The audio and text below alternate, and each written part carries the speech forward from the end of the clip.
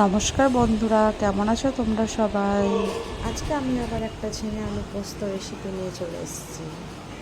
তো দেখো, আমি ঝিঙে আলু কেটে নিয়েছি, আর আমি কারণ পেঁয়াজ দিয়ে করবো বলে একটা পেঁয়াজও কেটে নিয়েছি।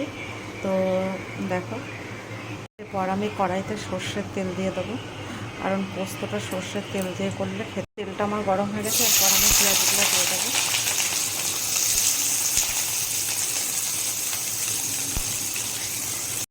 তো পেঁয়াজগুলো দিয়ে আমি পেঁয়াজগুলো একটু এইভাবে ভেজে নেব,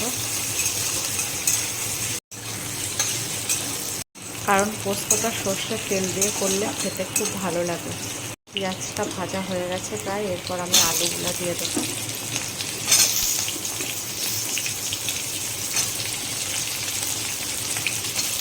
তো আলুগুলোকেও আমি আবার একটু ভেজে নেব,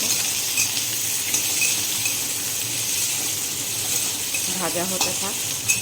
দেখো, আলুগুলো আমার ভাজা হয়ে গেছে প্রায়। তো এরপর আমি ঝিঙেগুলোকে দিয়ে দেবো।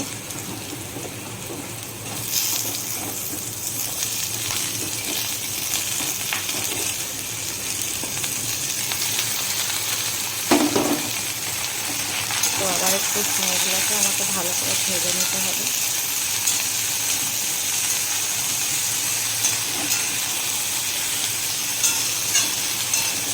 ভাজা হতে থাক।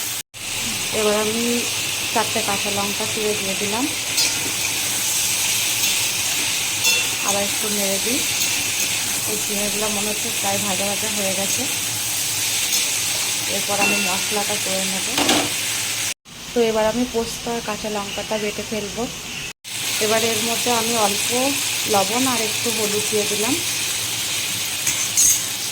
তো এটা দিয়ে আমি আবার একটু নেড়ে চেড়ে নেব।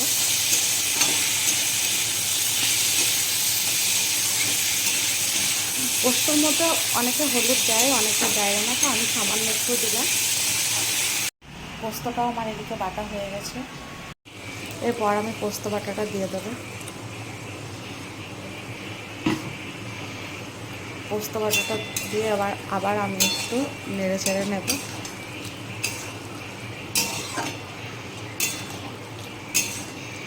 তো দেখো, এর মধ্যে আমি আর কোনো রকম জল ব্যবহার করব না। এই পোস্তর মধ্যে যে আমি জলটা দিয়েছিলাম বেটে রাখা, ওটাই আমি দিয়ে দিয়েছি। এরপর আমি ঢেকে দেব। তো ঢেকে এবার আমি একটু গ্যাসটা কমিয়ে রেখে দেব কিছুক্ষণের জন্য। তো এবার আমি ঢাকনাটা খুলে রেখে দিই। পোস্তটা প্রায় হয়ে গেছে, এবার আমাকে একটু ঘেটে ঘেটে দিতে হবে।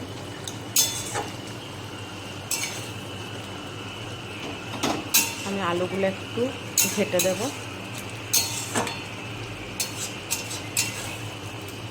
আমার পোস্তটা প্রায় রেডি হয়ে গেছে। এর ওপর দিয়ে আমি অল্প সামান্য একটু কাঁচা সর্ষের তেল ছড়িয়ে দেবো, কারণ এই সর্ষের তেলটা দিলে এর গন্ধটা অন্যরকম লাগে, পোস্তটা খেতেও ভালো লাগে।